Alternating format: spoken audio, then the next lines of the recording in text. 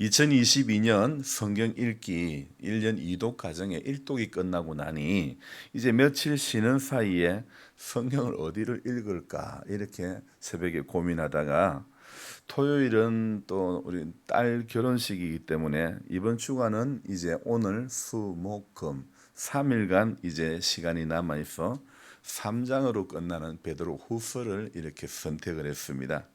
이 베드로후서의 시작은 이렇게 이야기하고 있죠. 예수 그리스도의 종이며 사도인 시몬 베드로는 이렇게 시작을 하고 있습니다.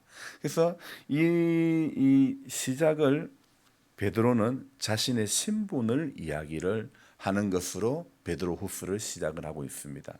사실 이 베드로 사도가 베드로후서를 기록할 점에는 어떤 점이냐, 어떤 때였냐, 자신의 죽음을 바로 직전에 두고 기록하고 있는 성경이 이 베드로후서라는 것입니다. 그래서 어떤 것을 보고 알 수 있느냐, 13절에 보면 내가 이 장막에 있을 동안에 너희를 일깨워, 또 14절에도 보니까 내가 힘써 너희로 하여금 내가 떠난 후에라도, 자, 이런 구절들을 볼 때에 베드로는 자기의 죽음을 직전에 앞두고 이제 이 베드로후서를 기록한 것이죠. 그래서 이 두 번째 보내는 베드로후서에서 이 땅에서의 삶이 얼마 남아 있지 않았음을 깨닫고 자신의 모든 힘을 다 쏟아가지고 이 두 번째 성경 베드로후서를 기록하고 있는 것입니다. 자, 그러면 이 죽음 직전에 있는 베드로가 이 베드로후서를 써서 이야기하고자 하는, 권면하고자 하는 그 내용이 뭐냐? 그 내용이 무엇인가 하면 우리가 오늘 베드로후서를 기록하고 있는 목적이 무엇인가를 먼저 알아야 되겠죠. 자, 그렇다면 이 베드로후서는 베드로 사도가 사랑하는 성도들이 그리스도인답게 이 땅에서 살아가는 동안에 그리스도인답게 살아가기를 권면하는 내용이 바로 베드로후서라는 것이죠. 자, 그리고 또 베드로 사도가 죽음 직전에 기록했던 성경이기 때문에 어떤 성경보다도요 종말론적인 성향이 굉장히 강한 성경이 바로 베드로후서라는 것입니다. 자, 그리고 저는 오늘 말씀을 드리고 싶은 포인트가 뭐냐면 시작하는 1절이 예수 그리스도의 종이며, 바로 이 부분을 저는 좀 말씀을 드리고 싶은 것입니다. 자, 종이라는 것, 오늘 일반적으로 제가 생각하는 종이라는 개념과 그리고 그 당시의 종의 개념은 엄청난 차이가 있는 것입니다. 사실 베드로뿐만 아니라 진실로 예수 그리스도의 복음을 만난 사람은 이 자세, 바로 종의 자세를 가질 수밖에 없는데, 그러나 우리가 지금 생각하는 일반적인 종의 신분, 종의 어떤 그 역할, 그리고 그 당시에 이 종이라고 했던 그것은 엄청난 차이가 있다는 것이죠. 자, 종이라는 것은 독립적이지 못하고 철저히 주인에게 종속되어 있는 그런 사람이라는 거죠. 그리고 또 쉽게 말하면 한 물건과 같은 그런 취급을 당하는 그런 사람이 바로 종이라는 것입니다. 종이라는 이 사람은 사람 개념보다는 어쩌면 물건에 더 가까운 그런 취급을 당했던 사람이 바로 종이라는 거죠. 여러분 이해가 되겠습니까? 자, 그런데 베드로는 그런 자신을 소개할 때 이 두 번째 편지에서 종이라 그랬는데 그냥 종이 아니에요. 누구의 종이라는 거예요? 예수 그리스도의 종이며, 예수님의 종이며. 사실 이 종이라는 것은 일반적인 종은 주권도 인권도 아무것도 보장받을 수 없는 사람이 바로 종이라는 거죠. 자, 베드로는 왜 종의 신분이라는 이 표현을 시작하는 서두에 하고 있습니까? 바로 그는 다른 어떤 사람의 종이 아니라 나는 예수 그리스도의 종이다. 여러분, 오늘 우리가 우리의 삶의 시작의 첫머리에 나는 예수님의 종이다, 나는 예수님의 사람이다, 이것이 먼저 우리 가운데 딱 자리 잡고 있어야 되는 것입니다. 자, 그래서 그는 철저히 주님 앞에 나는 종의 신분이다, 이렇게 고백하고 있죠. 저는 오늘 이 베드로의 고백을 시작하는 이 첫머리를 보면서 이런 생각을 해봤습니다. 나는 지금까지 목회를 하면서 종의 신분으로서의 나임을 고백하고 있었던 건가? 종의 신분으로서의 저 자신임을 과연 고백하고 있었던 것인가, 이런 생각. 그래서 저는 첫 소절부터 제 자신을 돌아보는 그런 이 자신을 이렇게 돌아보게 하는 것을 또 깨닫게 되었죠. 당신은 주인이 소유하고 있는 하나의 물건 취급당하는 그런 사람이기에 자신을 향해서 이런 고백을 하고 있는 이 베드로, 주님을 만난 뒤에 자기 자신이 얼마나 참 나는 가짜는 인간이었는가, 나는 얼마나 정말 쓰레기 같은 사람이었던가, 이런 것을 짐작할 수 있었던 말이 아닐까. 나는 예수 그리스도에게 종으로 취급당해도 나는 아무 이의를 제기하지 않겠다, 어떤 그런 뜻이 아닐까요? 그래서 자신을 향하여 이런 고백은 주님을 만나고 난 사람, 주님을 만난 뒤에 베드로도 그랬죠. 바울도 그랬죠. 하나같이 주님을 진실로 만난 사람은요, 주인의 자식 아닙니다. 종의 자식이라는 겁니다. 가지고 있는 짐 중에 하나, 짐짝 취급을 당해도 난 아무런 이의를 제기하지 않겠다는 것입니다. 그런데 여러분, 안타깝게도 사람이 늙으면 이 종보다도 더 못한 취급을 당하게 되는 경우가 많은 것 같아요. 어제 저랑 띠동갑인 우리 전 집사님, 이렇게 원치 않는 또 질고로 인해서 집사님 모시고 병원에 다녀왔는데, 사실 그 영주 가톨릭 병원에서 제가 느끼는 감정이 이 개인 병원에서는 느끼지 못했던 그런 일들을 또 경험하고 나서야 왜 병원은 친절한 병원, 자상한 직원들이 없을까, 이런 마음이 생깁니다. 발등이 아파서 걸음조차 걷기 힘든 집사님의 발이 붓고 또 열이 이렇게 났죠. 의사는 염증이 있는 것 같아, 그러면서 입원을 하라고 했습니다. 제 생각에는 또 이런 의구심이 있습니다. 저는 의학을 전공한 사람은 아니지만은 엑스레이를 찍어보고 피검사를 해보고 뭔가 그 결과나 데이터를 보고 입원을 하든지 이렇게 말씀을 하시는 게 맞을 것 같은데, 그냥 전형적인 장사 속으로 보인다는 그런 느낌. 사실이 아니라면 용서를 빌어야 되겠지만 그냥 제 느낌이 그렇다는 것입니다. 그래서 사진을 먼저 찍어보고 자녀들과 상의해서 결정을 하겠다, 그렇게 말씀을 드렸죠. 엑스레이실에 갔습니다. 저는 이곳 지방병원의 방사선가에 대한 불신이 약간 있습니다. 제가 무릎 통증 때문에 서울대 병원에 다닐 때에 거기 방사선과 직원들은 얼마나 친절하고 자상하고 정말 얼마나 또 많이 사진을 찍고 그런지 모릅니다. 그런데 이 지방의 방사선과 직원들은요, 이 진짜 연세 많으신 분이 가면 이건 짐짝입니다. 그래서 지난번에 전 집사님, 정규필 집사님 손가락 그렇게 문짝에 찍혔을 때도 갔을 때 노인분이 앉을 수 있도록 의자를 잘 받쳐드렸는데 니 앉든가 말든가 멀리 뛰어나가지고 그대로 넘어졌던 그런 경험을 해봤기 때문에, 그래서 제 안에는 이 방사선가에 대한 트라우마가 좀 남아 있습니다. 그래서 할머니를 이제 집사님을 이제 베드 위에 올리려 그러니까 할머니 스스로 올라갈 수가 없잖아요. 그래서 자기가 윗부분을 들겠대. 그래서 저보고 들어달래 해서 저는 다리를 잡고 올렸는데 막 그냥 짐짝 취급하듯이 너무 빨리빨리 관절을 움직이는 거예요. 연신 아야 그러시는 거예요. 그래서 제가 할머니 좀 살살 움직여 주십시오 그랬더니 보호자는 나가 계세요 그렇게 이야기하는 거예요. 참 어이가 없습니다. 제가 필요할 때는 할머니 같이 올리자 이렇게 말하고서는 보호자로서 당연한 이야기를 하니까 나가 있으라 그래 이야기합니다. 저는 이번에도 시골 병원의 실상을 여실히 말해주는 것을 톡톡히 경험을 했죠. 또 여기서 저는 제 자신에게 적용을 해보았습니다. 시골 병원이 그렇다면 시골 교회는 어떤가? 시골 목회자는 어떤가? 또 이런 생각을 해보지 않을 수가 없습니다. 기독교인들 중에는요, 많은 사람들이 시골 교회에 대한 그런 로망이 있습니다. 그런 그리움이 있습니다. 얼마 전에도 방송을 보신 분이 전화가 왔습니다. 시골 교회에 대한 마음이 있어서 이렇게 전화를 해주셨는데, 그런데 정말 이곳에 있는 시골 교회, 시골 목사가 바라보는 저 자신이 바라보는 시골 교회는 어떻고 시골 교회 목회자 상은 어떤가를 생각해 보았죠. 여기 영주 봉화의 병원 의료진의 수준, 특히 방사선과 직원의 수준에 대해서 제가 실망을 느낀 것처럼 저 역시 기대와 소망을 걸고 함께 신앙생활하는 성도님들에게 어떤 모습으로 비춰질까?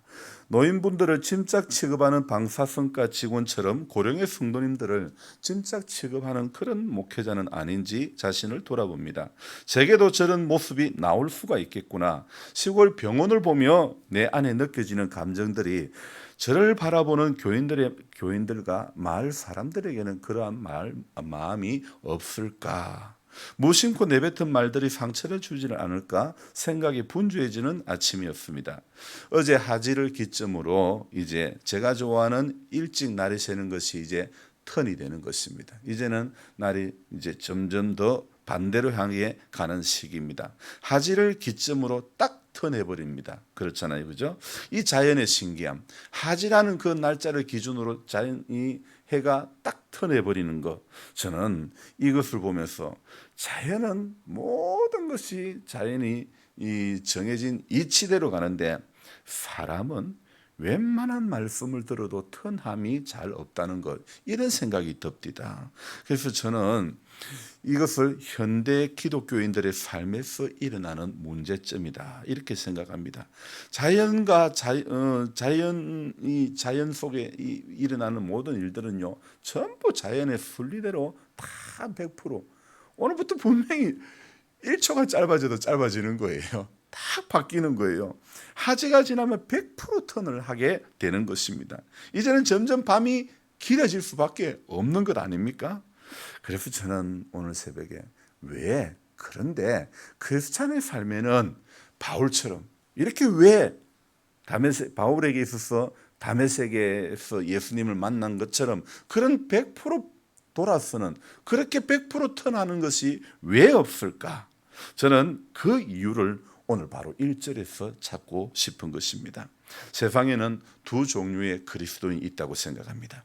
그리스도 앞에서 자신을 종이라고 생각하는 사람이 있는가 하면 그리스도를 자신의 종으로 생각하는 그리스도인들이 있다는 것입니다. 자신을 종으로 생각하는 사람은 주님이 주셨다는 것을 고백하며 감사할 줄 아는 그런 사람입니다. 오늘 3절에 보면요, 이렇게 고백하고 있습니다. 그의 신기한 능력과 생명과 경건에 속한 모든 것을 우리에게 주셨으니. 오늘 이 베드로는 자신을 종으로 생각하면서 하나님은 모든 것을 우리에게 주셨다. 여러분, 오늘 자신이 종이라고 생각하지 않고 주인이라고 생각하는 사람은요, 하나님 남들은 다 준대 왜 내는 안 주노?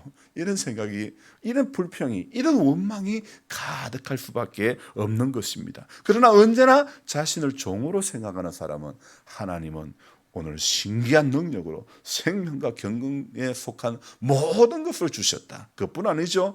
4절에도 이로써 보배롭고 지극히 큰 약속을 우리에게 주사, 하나님은 지극히 큰 약속을 우리에게 주셨다. 이렇게 종으로 생각하는 사람은요, 하나님이 내게 모든 것을 주셨다, 이렇게 고백하는 사람이라는 겁니다. 그래서 저는 이 2절에서 베드로가 우리에게 주셨다는 이 표현을 반복적으로 사용하고 있는 이 모습, 하나님께서 무엇을 주셨을까? 생명과 경건에 속한 모든 것 하나님 주셨다 있고, 보배롭고 지극히 큰 약속을 주셨다, 이렇게 반복해서 말하고 있죠.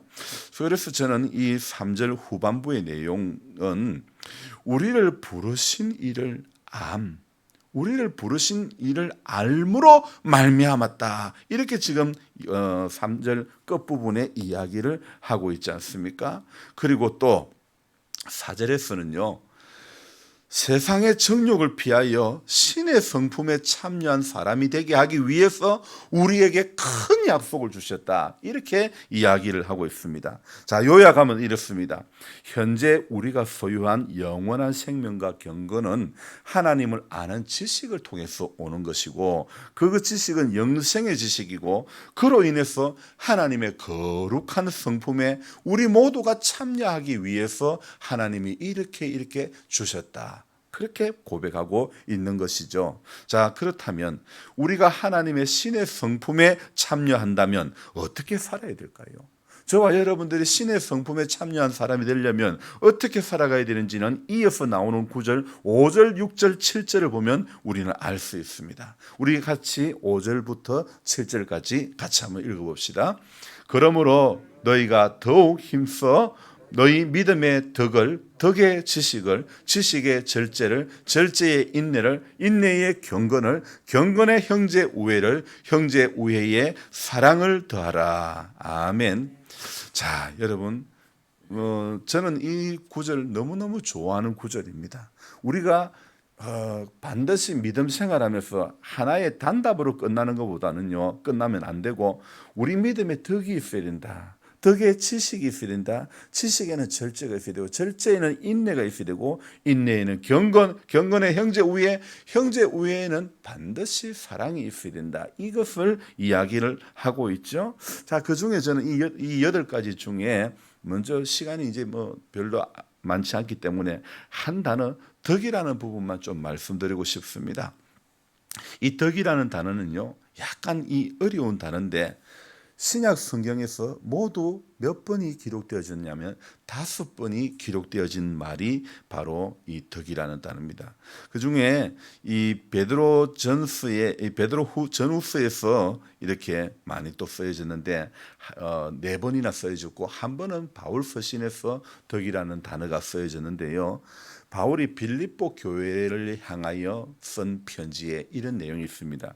끝으로 형제들아, 그 옛날 성경에는 종말로 형제들아 이렇게 되어 있는데, 무엇이든지 참되며 무엇이든지 경건하며 무엇이든지 옳으며 무엇이든지 정결하며 무엇이든지 사랑받을 만하며 무엇이든지 칭찬받을 만하며 무엇이든지 무슨 덕이 있든지 무슨 기림이 있든지 이것들을 생각하라. 제가 이렇게 읽어드리니까 기억이 나죠? 대충 어렴풋이, 그죠? 자, 정말로 형제들아, 너희들은 무엇이든지 참되며 무엇이든지 경건하며 무엇이든지 옳으며 무엇이든지 칭찬할 만하며 무엇이든지 사랑할 만하며, 또요 무슨 덕이 있든지 무슨 기림이 있든지 이것들을 생각하라. 너무 귀한 말씀 아닙니까? 이 덕이라는 단어가 신기한 것은요, 성경 외에 기독교 문헌에는 잘 나타나지 않지만은 또 일반 철학 서적에는 덕이라는 이 말이 많이 나타나고 있죠. 그래서 일종의 도덕이며 바른 삶과 성품을 포괄적으로 이루는 말이 바로 덕이라는 것입니다. 그래서 이 믿음이 이 주님과의 관계를 형성해 주는 것이라면요, 덕이라는 것은요, 믿음을 가진 자들의 삶, 믿음을 증명하는 삶이 바로 덕이라는 것이죠. 그래서 오늘 베드로가 이 8가지 덕목을 잘 지켜 행할 때에 그리스도인답게 이렇게 아름다운 열매를 맺게 된다. 그렇게 이야기하는 것입니다. 이런 덕목이 없는 자는 또 이렇게 이야기하고 있습니다. 자, 우리 9절 한번 볼까요? 이런 이 8가지 덕목이 없는 자는 9절 읽읍시다. 이런 것이 없는 자는 맹인이라 멀리 보지 못하고 그의 옛죄가 깨끗하게 된 것을 잊었느니라. 자, 이런 믿음의 덕목이 없는 사람들은요, 무슨 사람? 맹인이다. 그렇게 이야기하고 있습니다. 자, 반면에 이런 덕목을 잘 지켜 행하는 사람은 어떻게 되는가? 자, 볼까요? 이 9절 10절 읽어봅시다. 그러므로 형제들아, 더욱 힘써 너희 부르심과 택하심을 굳게 하라. 너희가 이것을 행한 적 언제든지 실족하지 아니하니라. 여기서 어떤 단어를 주목해야 됩니까? 실족이죠. 실족. 이런 덕목이 있는 사람은요, 넘어지지 않는다는 겁니다. 실족하지 않는다는 겁니다. 우리가 믿음 생활하면서 넘어지는 이유는 바로 베드로 사도가 이야기하고 있는 믿음의 덕, 덕의 지식, 지식의 절제, 절제의 인내, 인내의 경건, 경건의 형제 우애를, 형제 우애의 사랑, 이런 덕목들이 없으니까 오늘 우리가 실족하게 되고 맹인이라 소리 듣게 되고, 이런 덕목이 나타나면 전혀 실족하지 않게 된다는 것입니다. 그래서 하나님 나라에 실족하지 않은 사람들이 오늘 11절에 뭐라고 합니까? 같이 읽읍시다. 또 이같이 하면 우리 주 곧 구주 예수 그리스도의 영원한 나라에 어떻게 해요? 들어감을 넉넉히 너희에게 주시리라. 아멘. 여러분, 이렇게 할 때에 우리에게 넉넉히 주신다고, 영원한 나라에 들어감을 넉넉히 주신다고 말씀하고 있지 않습니까? 그래서 오늘부터 우리가 또 기도해야 될 제목들이 있죠.